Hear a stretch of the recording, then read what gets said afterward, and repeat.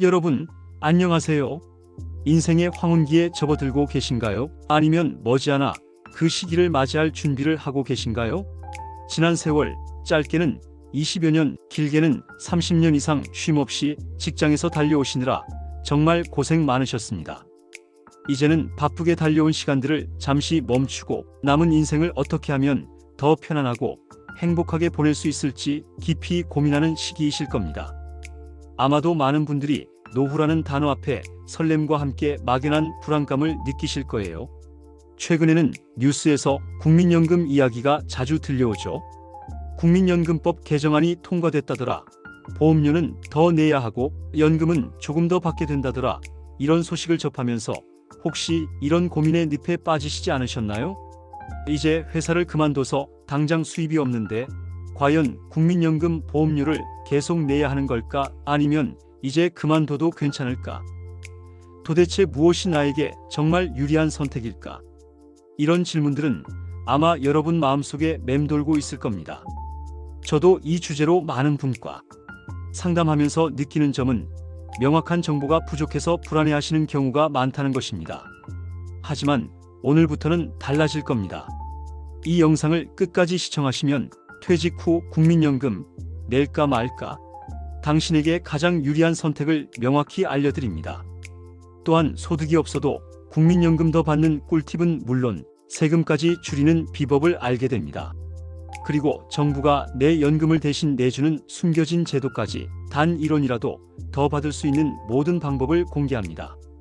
당신이 수십 년 일한 내 연금, 건강보험료, 폭탄으로 돌아오지 않게 지키는 노하우까지.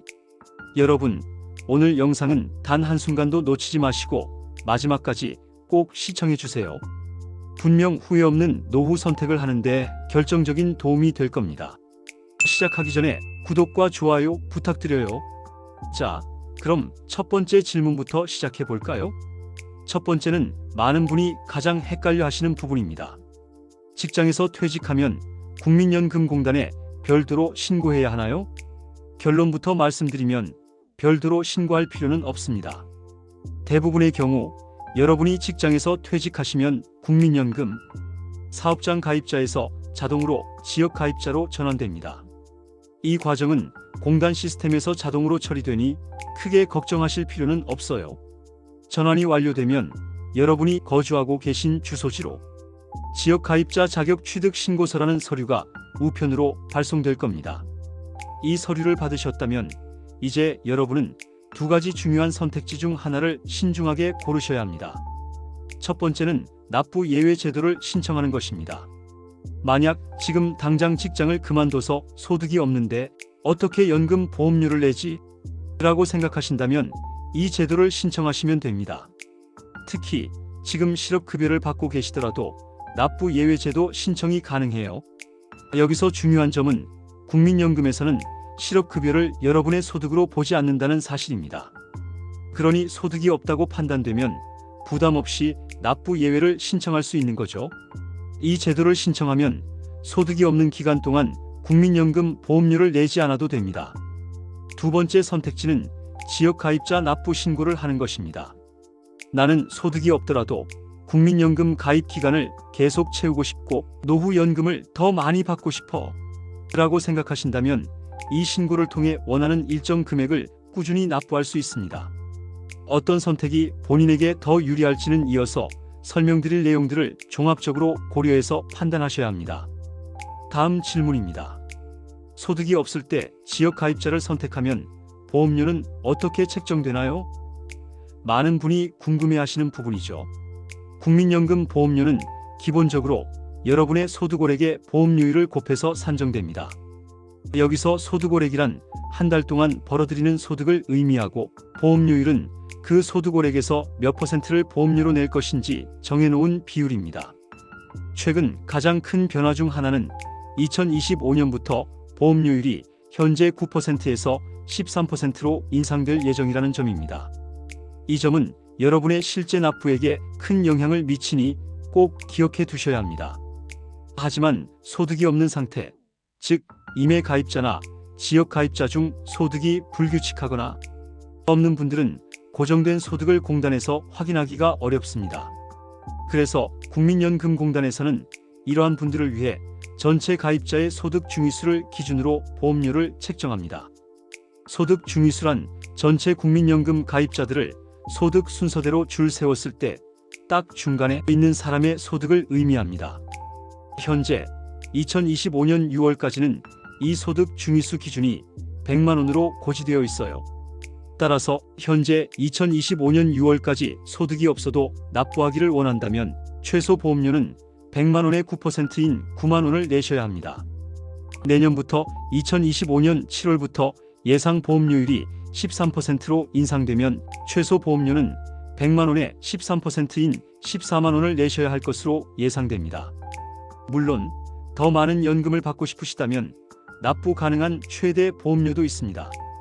2025년 6월까지는 월 55만 5,300원, 그리고 7월부터는 57만 3천 원이 최대 보험료로 책정되어 있습니다. 여러분은 이 최소 금액에서 최대 금액 사이에서 원하는 액수를 선택해서 납부하시면 됩니다. 본인의 노후 계획에 맞춰 신중하게 선택하는 것이 중요하겠죠. 세 번째 질문입니다. 직장에서 퇴사하면 자동으로 임해 가입자로 전환되는 것인가요? 이 질문에 대해서도 많은 분이 헷갈려 하시는데요. 정답은 아닙니다. 단호하게 말씀드릴 수 있습니다. 직장에서 퇴사했다고 해서 여러분이 자동으로 임해 가입자로 전환되는 것이 아닙니다. 앞서 첫 번째 질문에서 설명드렸듯이 여러분은 직접 국민연금공단에 연락해서 납부 예외 제도를 신청하거나 아니면 지역 가입자 납부 신고를 해서 보험료를 납부하셔야 합니다.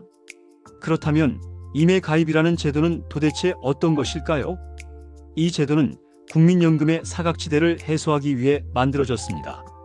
즉, 사업장에서 일하는 직장인도 아니고 사업 소득이 있는 지역 가입자도 될 수 없는 분들도 국민연금에 자발적으로 가입해서 노후에 연금 혜택을 받을 수 있도록 하는 제도입니다. 본인이 희망할 경우 신청에 의해 임해 가입자가 될 수 있습니다. 임해 가입자의 대표적인 경우를 몇 가지 알려드릴게요. 가장 흔한 경우가 바로 남편이 직장 생활을 하고 있어서 소득이 없는 전업주부입니다. 두 번째는 18세 이상 27세 미만인 젊은 층 중에서 아직 학생이거나 군 복무 등으로 소득이 없는 분들, 혹은 국민연금을 납부한 사실이 없는 분들도 본인의 의지에 따라 임해 가입자가 될 수 있습니다. 이처럼 임해 가입은 소득 활동을 하지 않더라도 노후 준비를 하고 싶은 분들을 위한 중요한 제도라고 이해하시면 됩니다. 다음 질문입니다. 퇴사 후 최저 보험료를 내다가 프리랜서 활동이나 자영업으로 비정기적인 소득이 발생하면 보험료가 인상되나요? 네, 맞습니다. 인상될 수 있습니다. 프리랜서나 사업자 등록증이 없는 자영업자분들처럼 소득이 불규칙하거나 매년 변동이 있는 지역 가입자의 경우 현재는 소득 중위수 기준 소득월액 100만 원을 기준으로 9%인 9만 원의 보험료를 납부하고 계실 겁니다. 하지만 여기서 중요한 점은 국세청이 여러분의 소득 자료를 파악해서 국민연금공단으로 보내준다는 것입니다. 공단은 이 소득 자료를 수령하게 되면 여러분이 납부하고 있는 보험료를 다시 산정하여 변경할 수 있습니다. 간단한 예를 들어볼게요.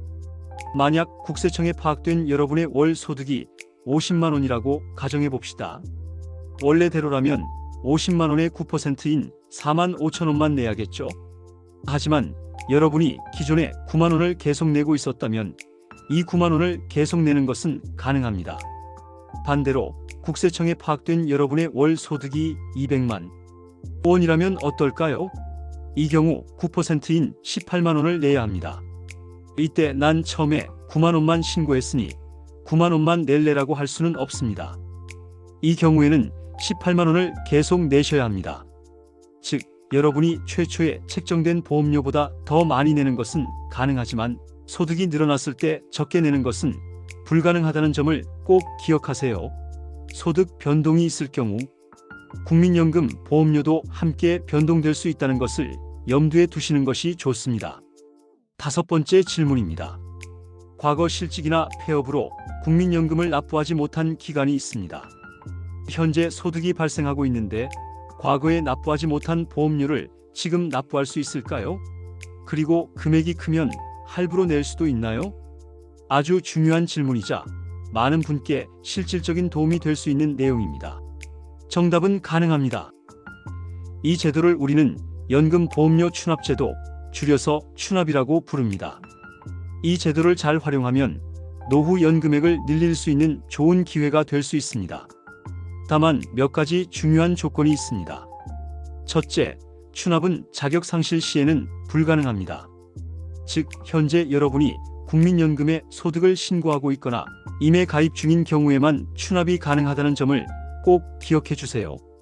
국민연금 가입 자격이 없는 상태에서는 추납 신청이 어렵습니다.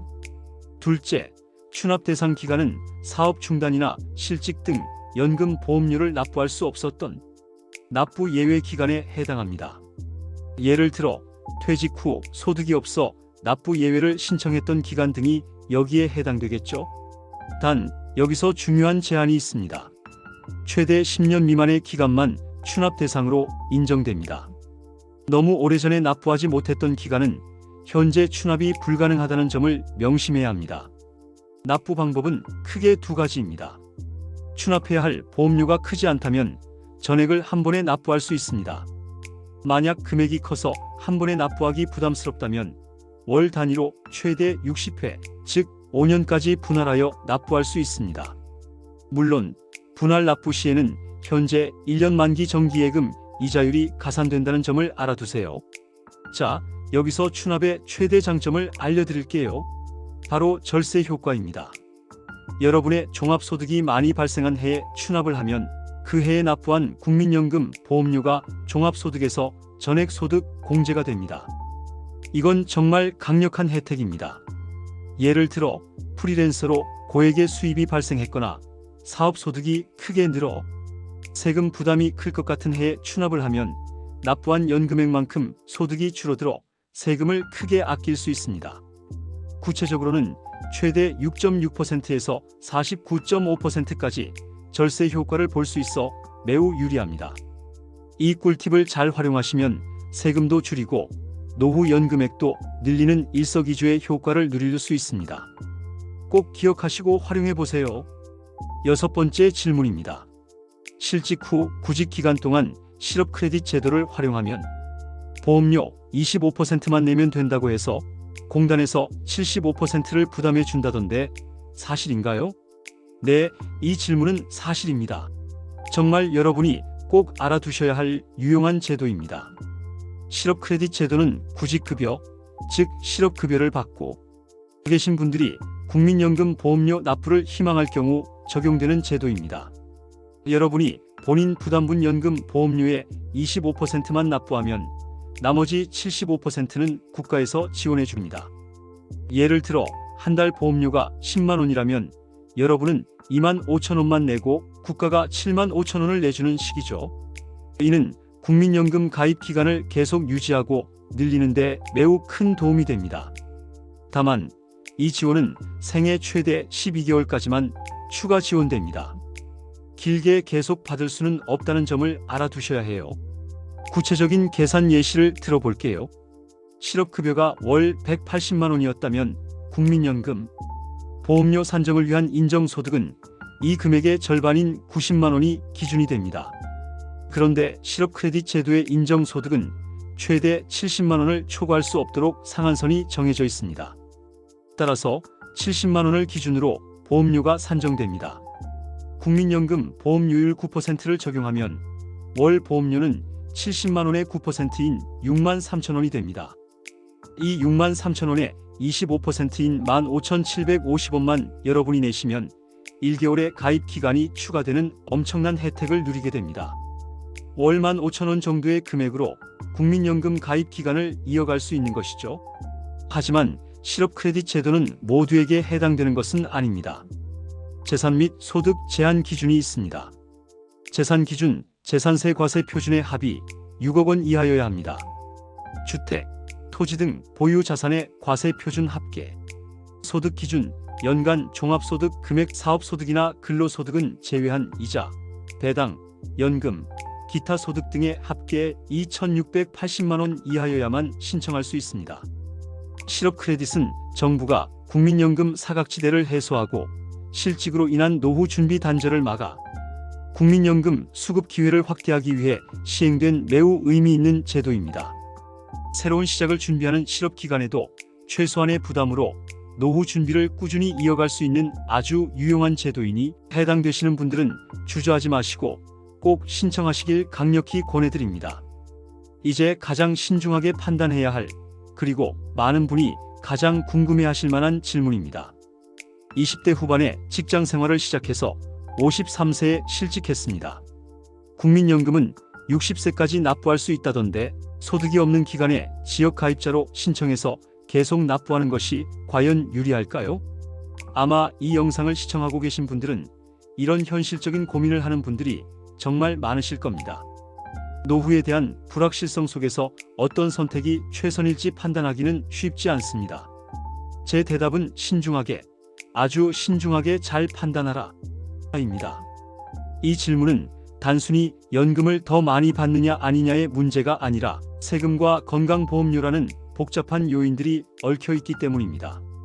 국민연금 보험료를 낼 때 여러분이 직장 생활을 하면서 불입한 연금은 소득 공제 혜택을 받습니다. 즉, 세금을 계산할 때 그만큼 소득에서 제외되어 세금 부담이 줄어들죠.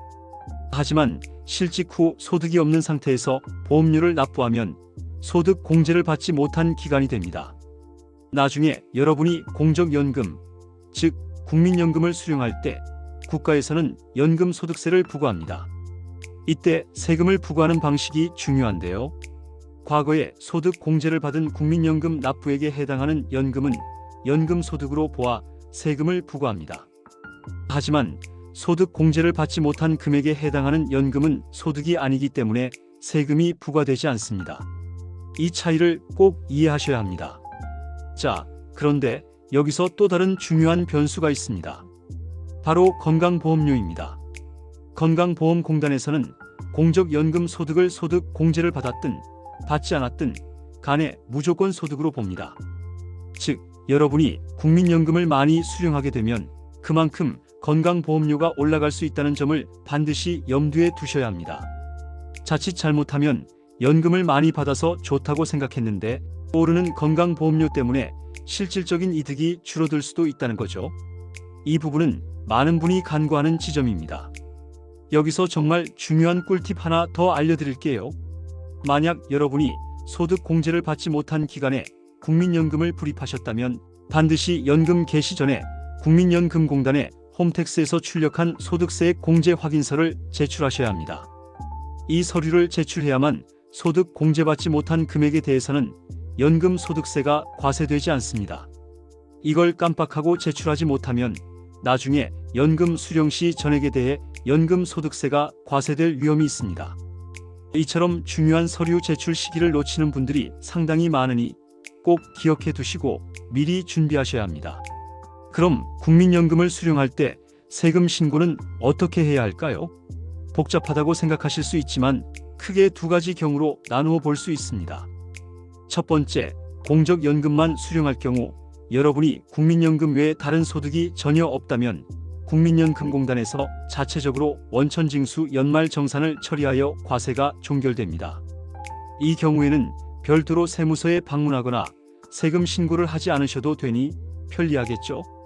두 번째, 공적연금 외에 다른 종합소득이 있을 경우 만약 여러분이 국민연금 외에 사업소득, 임대소득, 근로소득 등 다른 종류의 종합소득이 있다면 이야기가 달라집니다.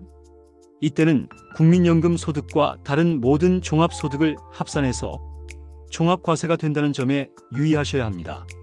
종합소득세율은 소득이 많아질수록 높아지기 때문에 국민연금 수령액과 다른 소득이 합쳐져 세금 부담이 커질 수 있습니다. 이 점을 미리 파악하고 대비하는 것이 중요합니다. 자, 이제 오늘 내용의 가장 중요한 결론을 다시 한번 명확하게 정리해 드리겠습니다. 안 내도 될 때 굳이 내지 말고 소득이 많이 발생한 해에 소득 공제용으로 추납하라. 국민연금 납부액은 납부 시 전액 소득 공제가 되어 절세 효과가 매우 큽니다. 하지만 소득이 없는 기간에 무리하게 국민연금을 납부하는 것은 소득 공제 혜택도 받지 못하고 나중에 연금을 수령할 때 복잡해질 수 있습니다. 특히 앞서 강조드렸듯이 홈택스 서류 제출을 깜빡하면 소득, 공제받지 않은 부분까지 연금 소득세가 전액 과세될 위험이 있습니다. 게다가 다른 종합소득이 있을 경우 국민연금 소득이 합산되어 종합과세될 수 있는 리스크도 존재합니다. 더 중요한 점은 연금 수령 시 건강보험료 산정 기준 소득에는 국민연금 수령액이 무조건 포함된다는 것입니다. 건강보험료 절감 측면에서는 국민연금을 많이 수령하는 것이 절대 유리하지 않다는 점을 꼭 기억하셔야 합니다. 오히려 너무 많은 공적연금 소득이 건강보험료 부담으로 이어질 수 있습니다. 그래서 제가 여러분께 간곡히 드리고 싶은 말씀은 바로 계란을 한 바구니에 담지 말라는 것입니다. 다시 말해 여러분의 소중한 노후 자금을 공적연금에만 몰빵하지 마시라는 거죠. 노후에 건강보험료 부담으로 돌아올 수 있는 공적연금에 모든 노후 자금을 투자하기보다는 연금저축이나 개인연금, 보험 등 다양한 사적 금융 시스템을 활용하여 자산을 분산해서 가입하시는 것을 강력히 권유합니다. 이렇게 포트폴리오를 구성하면 재정적 안정성을 높이고 특정 자산에 대한 위험을 줄일 수 있습니다. 오늘 내용을 다시 한번 깔끔하게 총정리해드리겠습니다. 퇴직 후 국민연금 보험료, 이렇게 관리하시면 여러분의 노후가 훨씬 든든해질 겁니다. 첫 번째, 실업 크레딧 제도를 적극 활용하세요. 실직으로 인해 구직급여를 받고 있는 기간 동안에는 본인 보험료의 25%만 부담하면 나머지 75%는 국가가 지원해주는 아주 유익한 제도입니다. 이는 생애 최대 1년간 지원받을 수 있으니 해당 조건이 되는 분들은 주저하지 마시고 꼭 신청하셔서 국민연금 가입 기간을 이어가시길 바랍니다. 두 번째, 추납은 종합소득이 많이 발생한 해에 실행하세요. 국민연금 추납액은 해당 연도의 종합소득에서 전액소득 공제가 되기 때문에 소득이 높을수록 절세 효과가 매우 커집니다.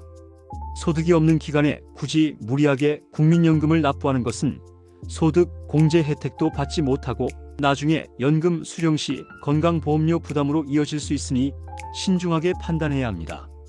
추납은 최고의 절세 수단이 될 수 있습니다. 세 번째, 국민연금의 대체 수단인 사적연금 포트폴리오를 구성하세요. 국민연금, 공무원연금, 교직원연금 등 공적연금 수령액이 많을 경우 건강보험료 측면에서는 상대적으로 불리해질 수 있습니다. 따라서 노후연금은 공적연금에만 의존하기보다 연금저축, 비과세 장기 저축성 보험, 개인연금, 퇴직연금 등 다양한 사적연금을 활용하여 안정적인 노후 포트폴리오를 구성하시는 것이 현명합니다. 오늘 말씀드린 국민연금에 대해 더 궁금한 사항이 있으시다면 언제든지 국민연금공단 고객센터 1355로 전화하시거나 가까운 국민연금관리공단 지사에 직접 방문하셔서 내 연금 상담을 받아보시길 바랍니다. 내 연금 예상액을 시뮬레이션으로 받아보고 향후 불입, 금액에 따른 연금액 변화도 상세하게 안내받을 수 있으니 꼭 활용해보세요. 이번 시간에는 퇴직 후 국민연금 보험료 납부에 대한 여러분의 다양한 궁금증을 해소하고 현명한 노후 설계를 위한 중요한 정보들을 함께 알아보았습니다. 노후를 고민하는 많은 시청자분들께 이 영상이 명쾌한 해답과 함께 든든한 등대가 되었기를 진심으로 바랍니다. 여러분의 소중한 노후를 더욱 편안하고 풍요롭게 준비하는 데 도움이 되셨기를 바라며 다음 시간에는 더욱 유익하고 알찬 정보로 다시 찾아뵙겠습니다. 오늘 영상이 여러분께 도움이 되셨다면 구독과 좋아요, 그리고 알림 설정 부탁드립니다. 시청해주셔서 정말 감사합니다.